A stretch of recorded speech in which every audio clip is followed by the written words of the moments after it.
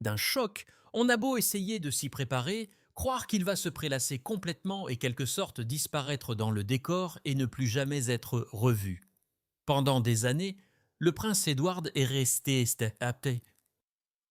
à l'écart du drame royal, silencieux, posé et dévoué à son devoir. Mais aujourd'hui, avec seulement 6 mots glaçants, il a brisé le silence. J'ai essayé de la prévenir. De qui parlait-il? Que savait-il? Et pourquoi prend-il la parole maintenant? Les réponses pourraient vous surprendre. Plongeons dans la révélation royale qui fait jaser tout le monde. Le parcours d'Édouard vers les projecteurs. Le parcours du prince Édouard vers les projecteurs a été tout sauf typique pour un membre de la famille royale britannique. Souvent décrit comme le plus réservé et le moins controversé des enfants de la reine Élisabeth II, Édouard s'est tranquillement consacré au service royal pendant des décennies. Alors que ses frères et sœurs ont été confrontés à l'examen minutieux du public et aux gros titres, Édouard s'est régulièrement forgé une réputation de loyauté, de discrétion et de discipline, des qualités qui lui ont valu un respect croissant tant à l'intérieur qu'à l'extérieur de la monarchie. Pendant de nombreuses années, le prince Édouard était surtout connu pour porter le titre de comte de Wessex, qu'il a reçu 1999 lors de son mariage avec Sophie Rhys-Jones. Ce titre a marqué le début de sa carrière royale à plein temps, au cours de laquelle il a assumé de nombreuses fonctions au nom de la reine et a participé à un large éventail d'événements caritatifs et cérémoniels.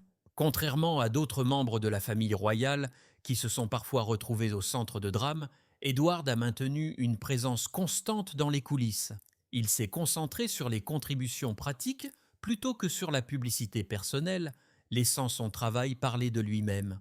Tout au long de son mandat de comte de Wessex, Édouard est devenu une figure de confiance au sein de l'institution royale. Il a assumé des responsabilités qui correspondaient à ses intérêts pour le développement de la jeunesse, l'éducation et la culture, aux côtés de son épouse Sophie, qui a également embrassé le rôle de membre actif de la famille royale avec dignité et grâce. Édouard a représenté la monarchie lors de centaines d'événements à travers le Royaume-Uni et à l'étranger. Leur travail d'équipe et leur engagement commun envers le service les ont aidés à gagner discrètement importance au fil des ans. La fiabilité d'Édouard contrastait fortement avec le tumulte vécu par d'autres membres de la famille royale, alors que ses frères Charles et Andrew faisaient face à diverses controverses et que son neveu, le prince Harry, se retirait de ses fonctions royales. Le profil discret et l'approche disciplinée d'Édouard ont fait de lui un symbole de stabilité. Il faisait rarement la une des journaux pour autre chose que son travail caritatif ou ses apparitions publiques. Cette force tranquille l'a progressivement positionné comme l'une des figures les plus fiables et les plus respectées de la monarchie.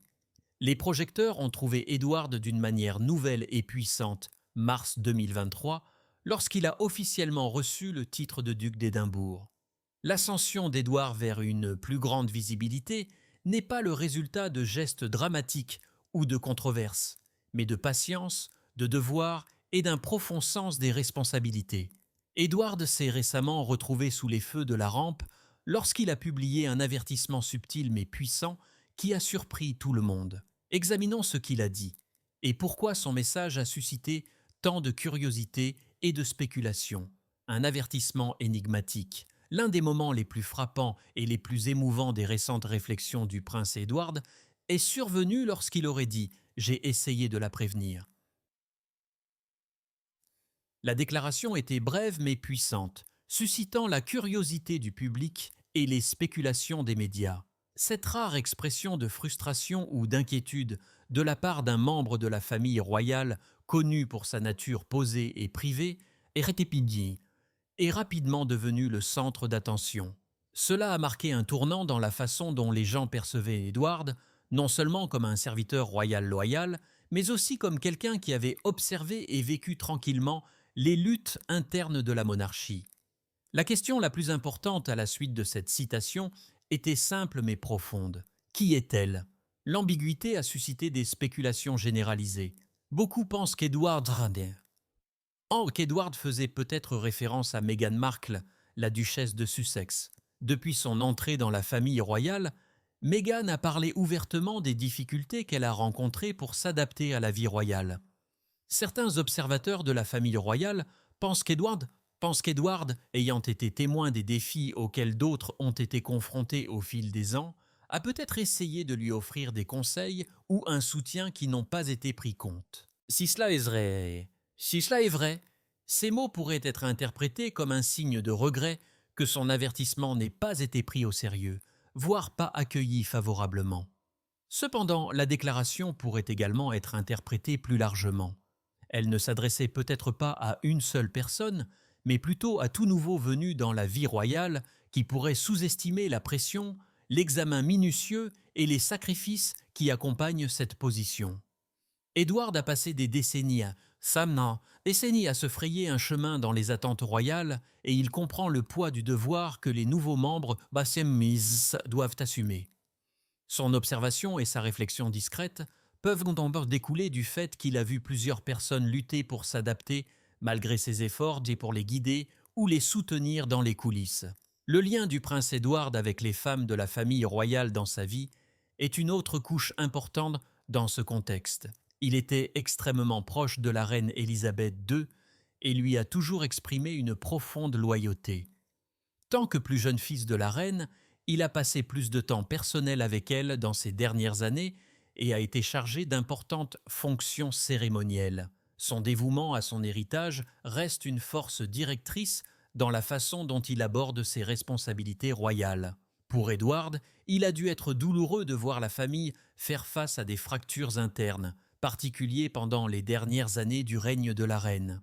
Son avertissement aurait pu naître de l'inquiétude, non seulement pour les individus, mais aussi pour l'unité de la famille elle-même. Édouard a également entretenu des relations cordiales et respectueuses avec des femmes de la famille royale, telles que Catherine, la princesse de Galles, et auparavant avec Sarah Ferguson. Bien qu'il n'ait jamais été aussi ouvert que certains de ses frères et sœurs, ceux qui sont proches de la famille le décrivent comme comme un observateur attentif et réfléchi, quelqu'un qui comprend les défis uniques auxquels sont confrontées les femmes qui entrent dans l'institution. Son commentaire pourrait refléter sa reconnaissance de la façon dont ces femmes ont été traitées et des schémas qui se répètent lorsque de nouvelles figures entrent dans la lumière royale. Son rôle pendant les périodes turbulentes de la famille royale a souvent été celui d'un point d'ancrage silencieux. Alors que d'autres membres de la famille royale se sont exprimés ou ont pris des mesures audacieuses, Édouard est resté cohérent, choisissant la diplomatie plutôt que le drame. Pendant les périodes de conflit, comme le départ du prince Harry et de Meghan de leurs fonctions royales, Édouard a maintenu une présence calme et mesurée.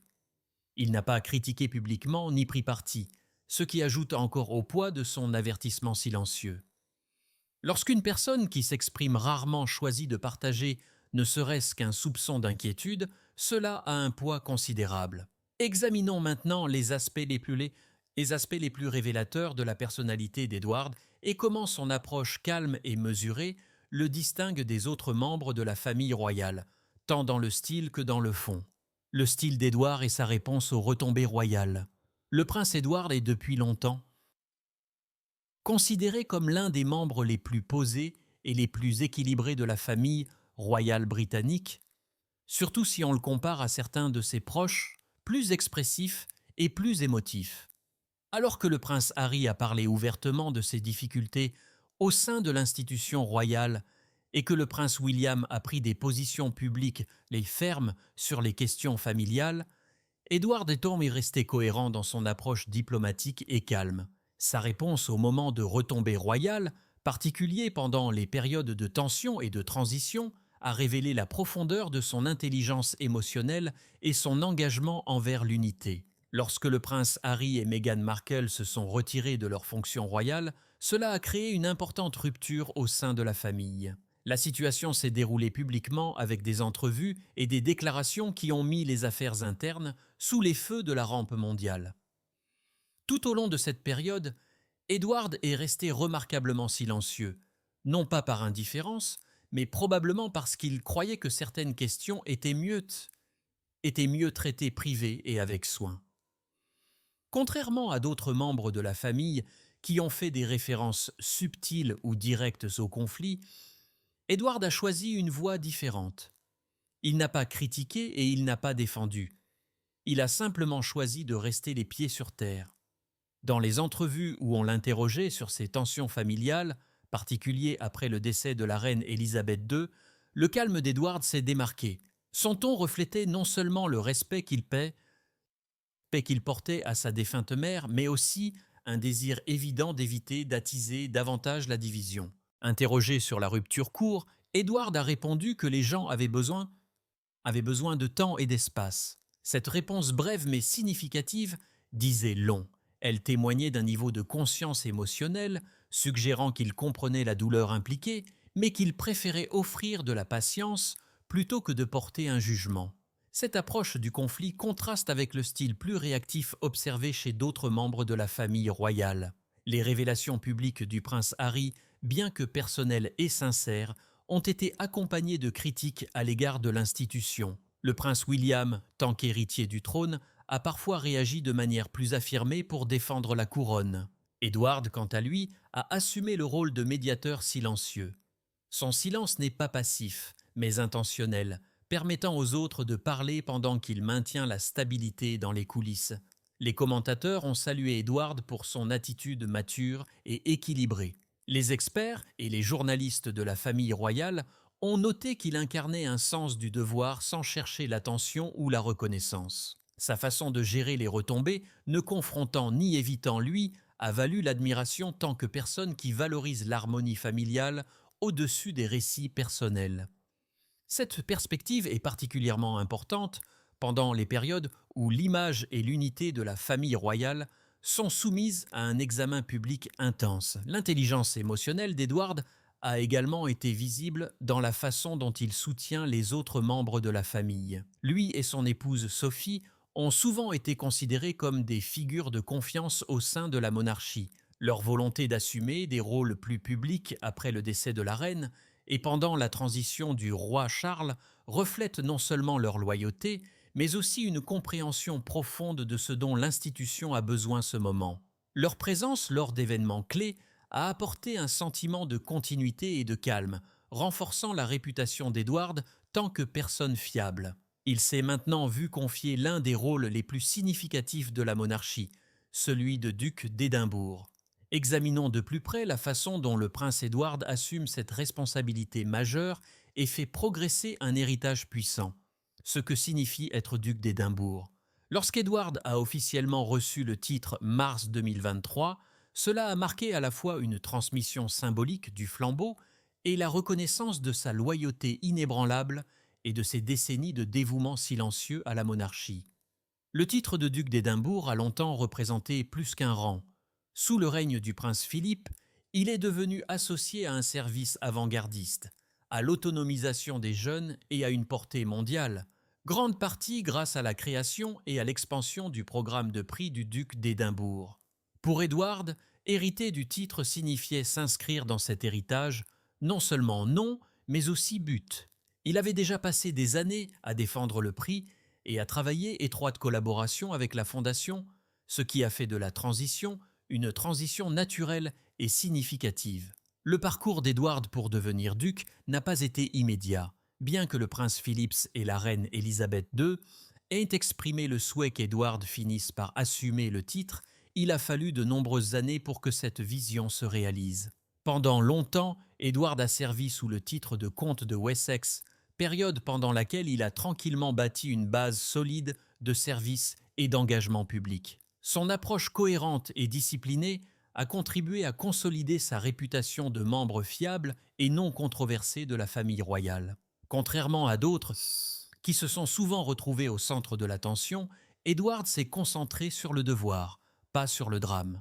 Lorsque le titre a finalement été accordé, il était clair qu'Édouard n'avait pas simplement hérité. Il l'avait mérité participant à des milliers d'engagements au fil des ans, soutenant des centaines d'organismes de bienfaisance et faisant preuve d'un engagement inébranlable envers la couronne. Il s'est montré prêt à faire progresser l'héritage de son père. Son travail avec le prix du duc d'Édimbourg, qui est présent dans plus de 140 pays et touche des millions de jeunes, continue de croître sous sa direction.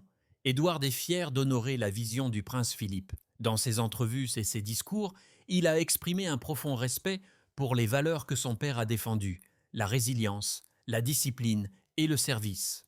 Il s'engage non seulement à maintenir les normes établies par son père, mais aussi à les élargir pour l'ère moderne. Son approche est réfléchie et inclusive, cherchant à adapter la mission pour mieux répondre aux défis auxquels les jeunes sont confrontés aujourd'hui, tout conservant l'objectif principal intact. Maintenant qu'il a le titre entre les mains, Edward a adopté peut-être sa responsabilité la plus importante. Voyons comment il fait progresser ce mouvement mondial de la jeunesse et comment il honore la vision de son père, le prix du duc d'Édimbourg. Le prix du duc d'Édimbourg est l'un des héritages les plus durables et les plus influents du prince Philippe. Et maintenant, le prince Édouard est fier de faire progresser cet héritage. Créé en 1956, le prix a été créé pour aider les jeunes à développer des compétences essentielles à la vie, la confiance et la résilience grâce à des défis dehors du cadre scolaire traditionnel. Sous la direction du prince Philippe, il est devenu une force de transformation dans le développement de la jeunesse. Aujourd'hui, sous la direction du prince Édouard, il continue de croître et de s'adapter, atteignant des millions de jeunes à travers le monde. L'idée de base du prix est simple mais puissante. Encourager la croissance personnelle grâce à un programme structuré comprenant des services bénévoles, la forme physique, le développement des compétences et des voyages d'aventure. Il est ouvert aux jeunes de 14 à 24 ans et est structuré 3 niveaux, bronze, argent et or. Chaque niveau exige un engagement et un défi personnel plus important, aidant les participants à acquérir des compétences matière de discipline, de travail d'équipe et de leadership. Le prince Édouard a pris cette mission à cœur.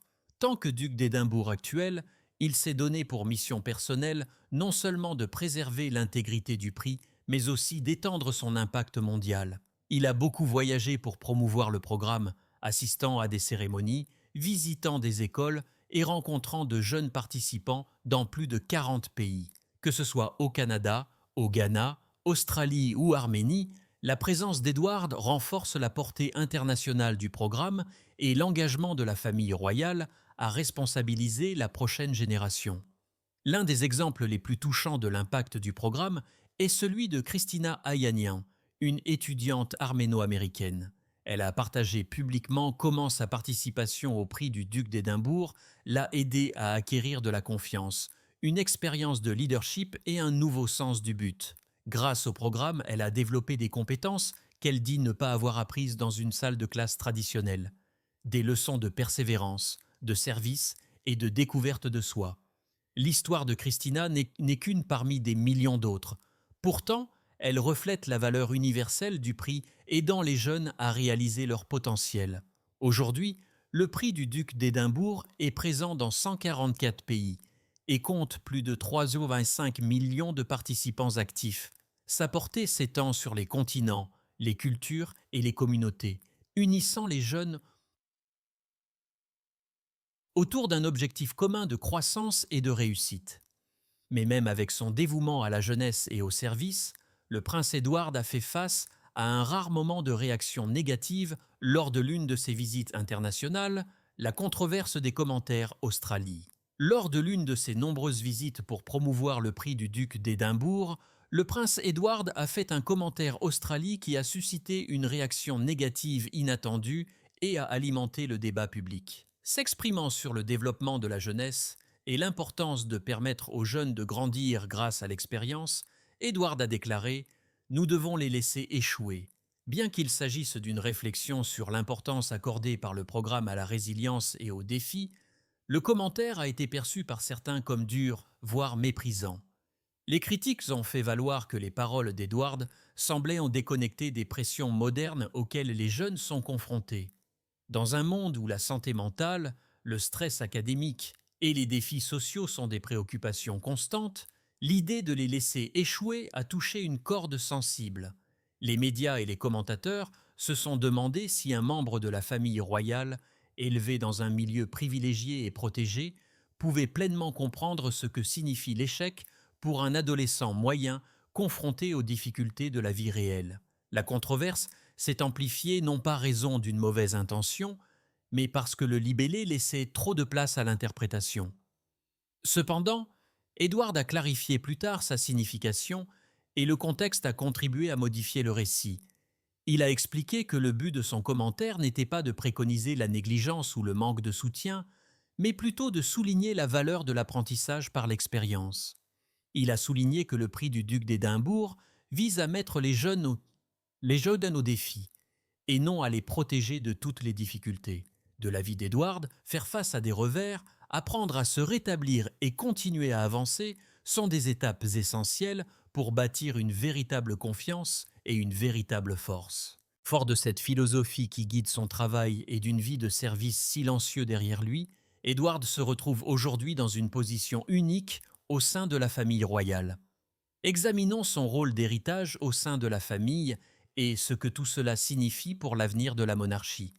Héritage, famille et avenir de la monarchie. Le prince Édouard est discrètement devenu l'une des figures les plus stables et les plus durables de la monarchie. Présence calme et stable dans une ère de turbulence royale, souvent éclipsée par le drame public entourant ses frères et sœurs et ses neveux, Édouard a bâti un héritage enraciné dans le devoir et non dans les gros titres. À la suite du décès de la reine Élisabeth II et du prince Philippe, son rôle s'est considérablement accru.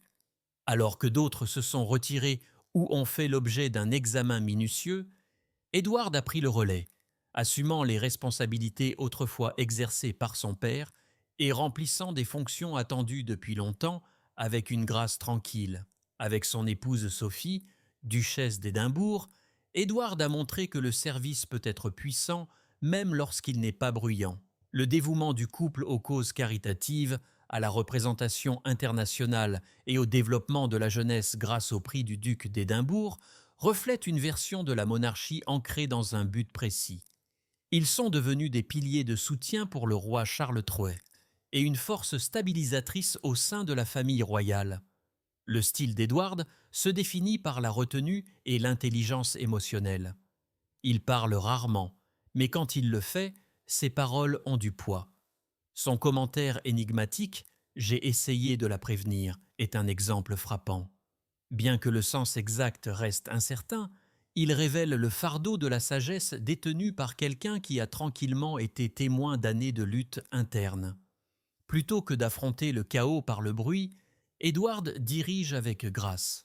Son héritage est bâti pour durer, non pas dans la controverse, mais dans une conviction tranquille. Selon vous, quel était le véritable message du prince Édouard? S'agissait-il d'un avertissement subtil, d'une réflexion sur l'expérience ou de quelque chose de plus? Partagez vos réflexions dans les commentaires. Nous aimerions connaître votre point de vue.